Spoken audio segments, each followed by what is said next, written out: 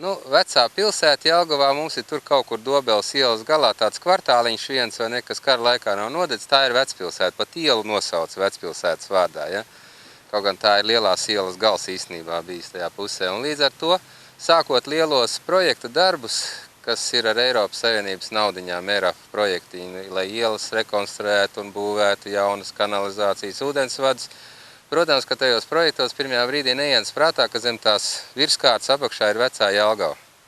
Un pagājušajā gadā sadūrās ar problēmu, kad Raiņielā Čaksa bulvārī rokot nāk ar vecā Jelgava un apturēja darbus, ja, jo arheoloģiska uzraudzība vajadzīga. Nu, un tad pagājušajā gadā šo jautājumu sakārtoja tik tālu, ka tagad ir pats par tevi saprotams, ka tikko roka ir arheoloģiska uzraudzība. Nu, man šogad ir paveicies kļūt par liecinieku un uzraudzīt, kas te notiekās. Kad kaut kādi dzelži bija, paraktos ārā, atrada pagraba grīdu, izrādās, kaut kur augšā bijis veikals, apakšā noliktava. Durvieņas, jūs te varētu kādām 30 šķūņiem salikt durvis iekšā, bet tas viss ir dedzis, stikla pudeles pilnīgi izmainījuši savu formu, kāds te karstums ir bijis tajā 44. gada jūlija beigās vai augusta sākumā, kad tā pilsēta deg. Nu, atrodām arī konstrukcijas, kuras jāskatās, tā varētu būt krāsnes.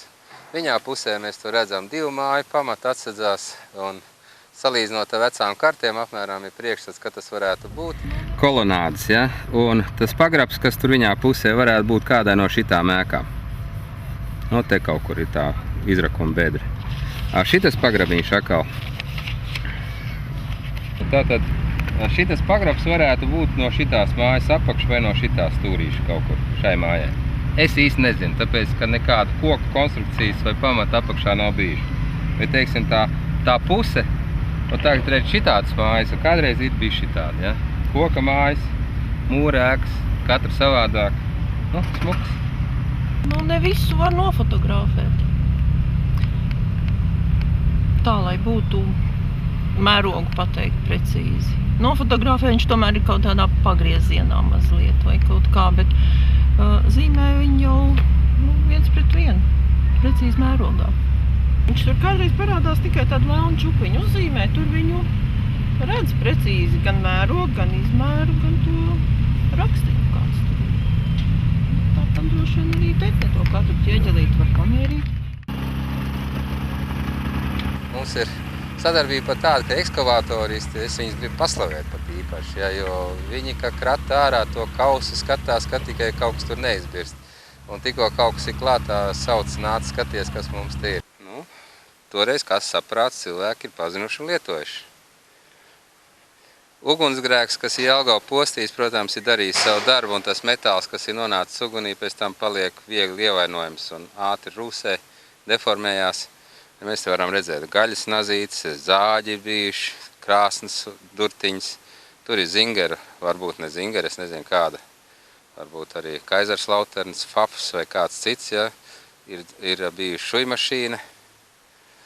Varam redzēt kaut kādu ūdens pumpi, iespējams, ka tas ir bijis, ja. To tirgus laukumā ceraties? Jā, atceros, mana mamma strādāja vēl uz tirgus laukuma ērnītis, tur bija vēl.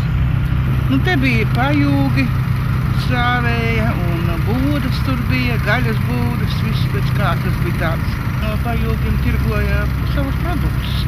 Tā rindā stāvēja, viņi ābols tirgoja un tieši no pajūgiem. Kurš viņš bija bruģēts, ja bija dubļains? Jā, bruģēts bija ar akmeņiem, kādiem plakaniem.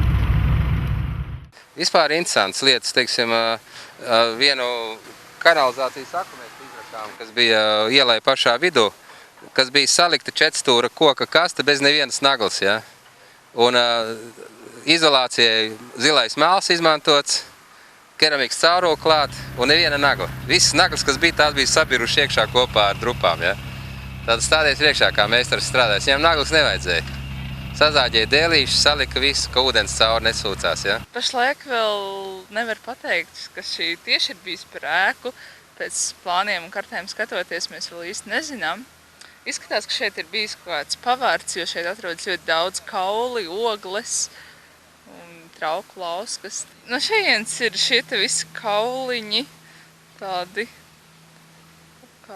jā, trauki. Zops liels. Tas ir bijis kaut kāds lielopa vai kaut kā tāda. Nē, šeit dzīvojamā zona var būt vienkārši. Saimniecības atkritumi tie varētu būt kaut kādi. Tāpēc, ka es pat esmu no Ozolniekiem, bet Jelgava man ir tāda kā dzimtā pilsēta. Un Jelgavas vēsture vispār, man liekas, ļoti aizraujoša un interesanta. Rakstīju savu kursu darbu par Zemgales pilskalniem. Esmu arī rakusi 2 pilskalnos, tā kā tad jau laiks rādīs.